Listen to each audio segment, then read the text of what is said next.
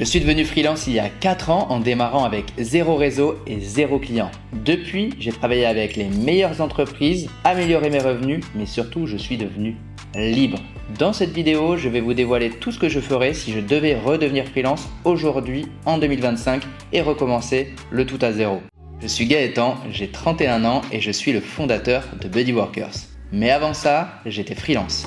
Et encore avant, j'étais salarié. Petit flashback en 2021, post-Covid. Le moral général est alors au plus bas et je décide de ne pas me laisser abattre et de monter un projet personnel, à savoir m'expatrier 1 an ou 2 du côté de Medellín. Problème, c'est que ce n'est pas compatible avec le salariat. Vous l'aurez compris, j'ai démissionné. Sans réseau, sans client. Et après 4 ans en tant que freelance, je suis encore en vie dans le jeu du freelancing. Et depuis 1 an, je suis même devenu entrepreneur. Mais ça fera l'objet d'une autre vidéo. Bref, après 4 années en tant que freelance, je te donne les 3 règles du jeu qui pour moi sont les plus importantes. 1. Évite la ruine. 2. Sois différenciant. 3. Joue.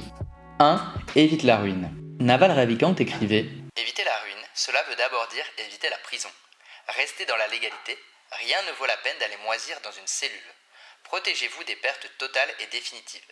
Éviter la ruine, c'est aussi éviter tout ce qui peut vous mettre physiquement en danger. » Sur cette première règle du jeu, et même si le message de Naval Ravikant est bien plus large, nous allons nous focaliser sur le terme financier. Car c'est bien de ça que l'on parle lorsqu'on se lance freelance. Il faut d'abord réussir à payer son loyer et sa nourriture. Et comme au Monopoly, si tu n'as plus d'argent, t'as perdu. Quand j'ai démarré salarié en 2018, j'avais un prêt étudiant de 27 000 € sur le dos. 3 ans plus tard, en 2021, j'avais 10 000 € de côté et il me restait 10 000 € à rembourser. Et à ce moment-là, je me suis dit, Gaëtan, les règles du jeu, elles sont simples, elles ont changé. Tu dois juste gagner plus d'argent que tu n'en dépenses. Eh bien, c'est ça l'équilibre financier. Ça n'est pas chercher à devenir millionnaire, ni chercher à obtenir sa Lambo le plus vite possible. C'est bien plus simple et accessible. Tu dois juste garder en tête que tu dois trouver un moyen de gagner plus d'argent que tu n'en dépenses. Bon, je ne t'apprends peut-être pas grand-chose, mais tu vas prendre un papier et un crayon et noter toutes les dépenses que tu as par mois. Et sur toutes ces dépenses, tu vas les trier en 2 paquets. Les indispensables et les facultatives. Tu peux même faire un 3e paquet avec les dépenses inutiles et tu auras déjà gagné de l'argent grâce à cette vidéo. Ensuite, tu vas pouvoir prendre le paquet des dépenses indispensables et lister le montant de chacune de ces dépenses et tu vas aboutir à une somme, disons 1 000 €. L'objectif, c'est pas de savoir si c'est beaucoup ou pas beaucoup, mais juste d'avoir des chiffres ronds pour cet exemple dans cette vidéo. Ensuite, on va s'ajouter une petite sécurité, disons 25%. 25% de marge pour les petits aléas de la vie, le plombier qui doit venir parce que du coup tu as une chasse d'eau cassée, peu importe. Disons que ces dépenses minimales t'amènent à un budget de 1 250 € par mois. Pour être tranquille, tu sais donc maintenant qu'il te faut 1 250 € par mois sur ton compte à la fin du mois. Ça correspond plus ou moins à un équivalent salaire que tu dois réussir à te verser mensuellement. Quand je dis équivalent salarié, c'est parce que tu n'es plus vraiment salarié. Tu vas avoir des revenus fluctuants et des charges à payer. En tant qu'auto-entrepreneur en prestation de service, par exemple, tu vas avoir environ 25% de charges à payer chaque mois sur le chiffre d'affaires réalisé. Je passe les détails de l'acte, du prélèvement libératoire, tout ça, qui ne font pas l'objet de cette vidéo. Et à ça, tu peux ajouter d'autres charges.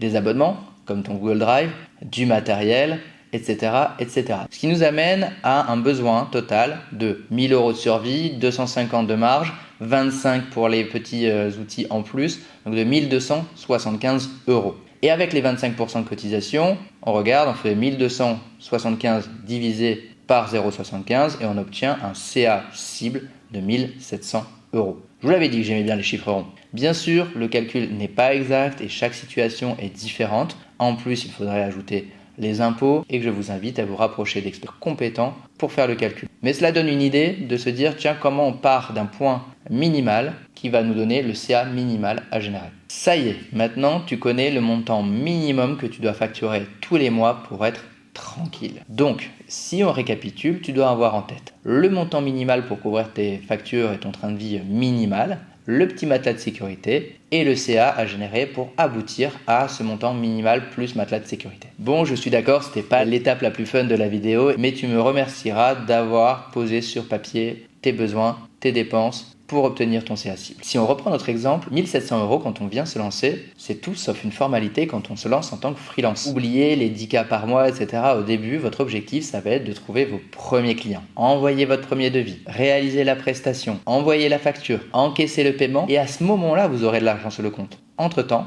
il peut se passer une petite traversée du désert. Et c'est pour cela qu'il me semble nécessaire de vous indiquer qu'il vous faut absolument, quand vous vous lancez en tant que freelance, un filet de sécurité. Vous avez plusieurs façons de constituer ce filet de sécurité ou matelas de sécurité. Ma recommandation, c'est d'avoir un filet de sécurité d'à peu près 6 mois de trésorerie. Vous avez plusieurs moyens de l'obtenir. Soit par vos expériences précédentes ou par de l'argent de côté que vous avez sur vos comptes en banque, soit parce que vous avez le droit aux allocations de retour à l'emploi de France Travail, ou alors vous savez que vous pouvez prendre un petit job à côté alimentaire qui va vous assurer ce minimum vital qu'on a vu ci-dessus. Mais dans tous les cas, entreprendre avec le couteau sous la gorge, ce n'est pas entreprendre et ce n'est pas forcément une situation que je recommanderais à beaucoup d'entre vous. Personnellement, je préférerais aller 100 fois, 2 fois moins vite en bossant dans un petit café à côté de chez moi que d'entreprendre coûte que coûte et de me demander comment je vais pouvoir me nourrir à la fin du mois. Se lancer en tant que freelance, ça n'est pas un sprint, c'est un marathon. En résumé, mon conseil, c'est donc d'avoir 6 mois de trésorerie et surtout d'avoir un plan B, une solution de repli au cas où ça ne fonctionne pas. Parce que prenez par exemple le Monopoly. Mais on va compliquer les règles du Monopoly. D'habitude, au Monopoly, vous démarrez, vous avez un petit peu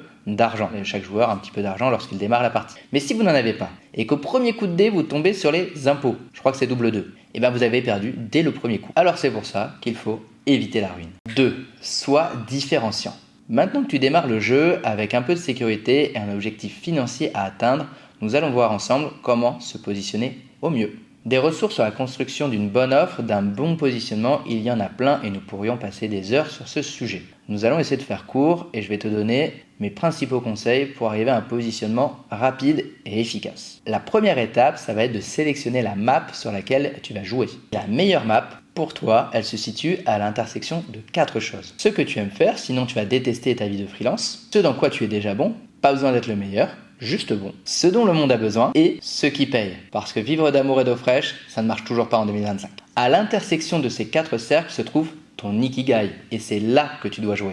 Par exemple, quand je me suis lancé en freelance, je suis resté sur l'accompagnement des entreprises sur les sujets climat et carbone. 1. J'aimais ça, même si c'est pas tous les jours hyper fun. 2. J'étais bon, parce que j'avais 3 années de conseils derrière moi. 3. Le monde en avait besoin, réglementation, pression client, etc.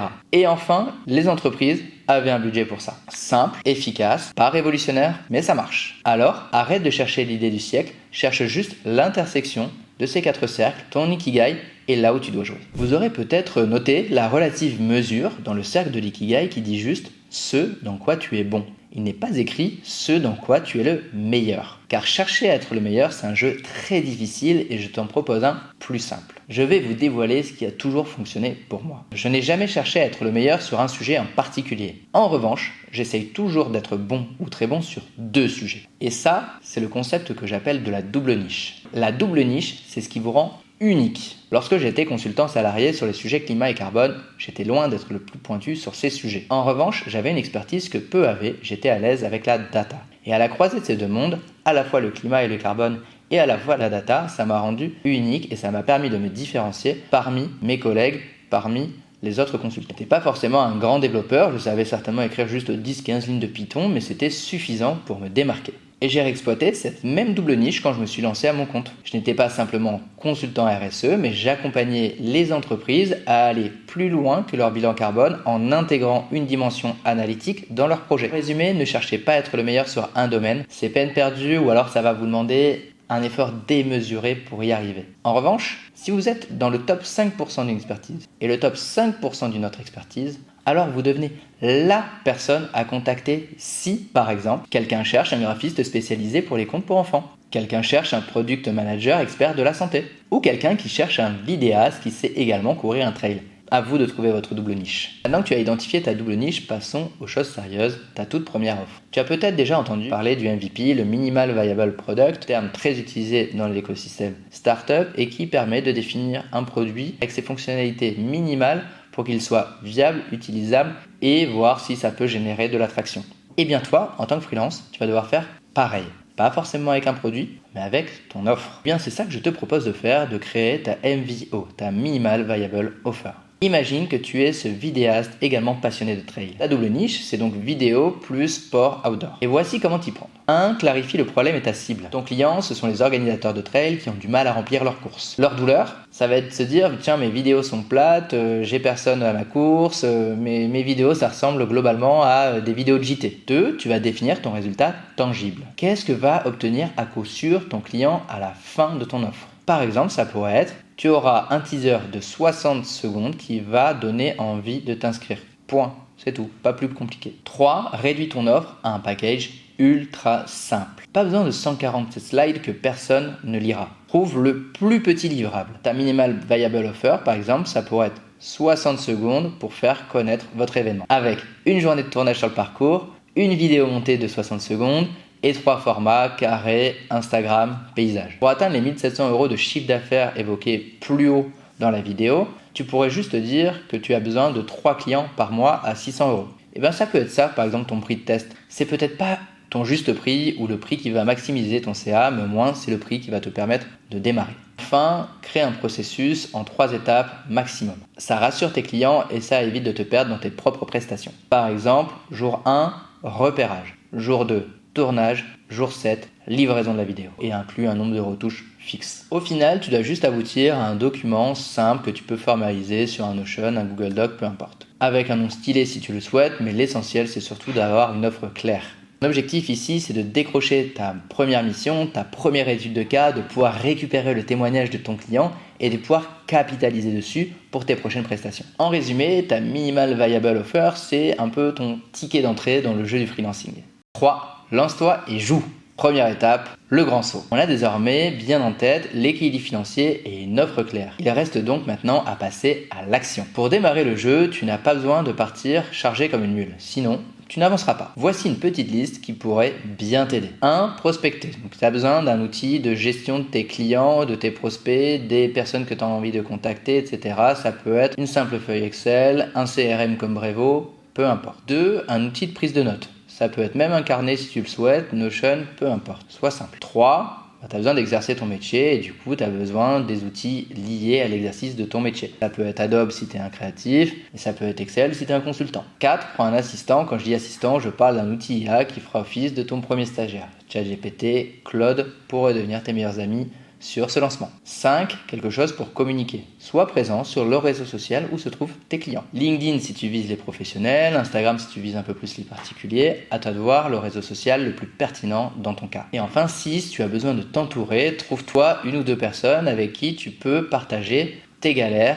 tes succès, bref, tout ton quotidien de freelance. Parce que être freelance seul, c'est plus compliqué que de jouer en mode coop. Et par exemple, je te donne ma stack minimale lorsque je me suis lancé en 2021. OneNote, Excel, LinkedIn et un collectif de freelance spécialisé sur les sujets de la RSE. C'est tout. Il n'y avait pas de ChatGPT à l'époque. Tout le reste, le logo, le site web, l'adresse mail générique, tu peux oublier ou alors c'est pour plus tard. Quand tu auras tes premiers clients et tes premiers euros. Ça y est, tu as tout bien préparé, tu es prêt à affronter l'océan du freelancing. Te voilà sur le plongeoir, prêt pour le grand saut. En maillot de bain, pas avec un sac à dos de 80 litres. Parce qu'il reste une dernière personne à convaincre avant de lancer la partie. Et plus précisément, ton cerveau. Parce qu'un des plus gros obstacles que tu rencontreras, ce n'est pas forcément la concurrence, surtout que maintenant tu as bien identifié ta double niche, que tu as une offre claire, mais c'est bien la petite voix dans ta tête qui va te dire que tu n'es peut-être pas tout à fait prêt. J'ai identifié 2 des plus gros freins qui peuvent te laisser très longtemps sur ce plongeoir et t'empêcher de te lancer. Le regard des autres et le syndrome de l'imposteur. En ce qui concerne le regard des autres, je vais te dire la vérité. Les gens sont plus occupés à regarder leur propre personne que de soucier de tes choix. Si tu as un épi le matin au bureau et que tu penses que 95% des personnes vont le remarquer, la réalité c'est qu'in fine, franchement, ça va se compter sur les doigts d'une main maximum et en plus, tout le monde s'en fout. Encore, tu vas avoir aussi tes potes salariés qui vont dire « Oh là, ce que tu fais, c'est hyper risqué ». En fait, en réalité, ils projettent juste leur peur sur ta propre personne. Et c'est tout à fait normal. Mais imagine-toi dans 50 ans. Tu seras grand-parent et tu auras une discussion avec tes petits-enfants. Qu'est-ce que tu préféreras raconter? Tu préféreras leur parler de ton aventure freelance ou alors expliquer que tu es resté 40 ans dans le même open space parce que tu avais peur du regard de Michel, ton manager. Alors oui, tu recevras certainement des messages qui te diront « Ah, ça va l'influenceur ?» Et moi-même le premier avec par exemple cette première vidéo longue sur YouTube. Mais si tu passes outre, et tu dois passer outre, tu verras que ça va s'estomper très vite et laisser place à des encouragements de tes vrais proches. Le syndrome de l'imposteur. Je ne suis pas assez légitime. Je ne suis pas encore expert. Il me faut encore 6 mois avant de commencer à me vendre. Tout ça, ce sont des fausses excuses de la part de ton cerveau pour retarder ta mise à l'eau. Tu ne deviens pas freelance en obtenant un diplôme de plus, tu deviens freelance le jour où tu envoies ton premier devis. Félicitations, si tu es arrivé jusqu'ici, tu as déjà fait le plus dur.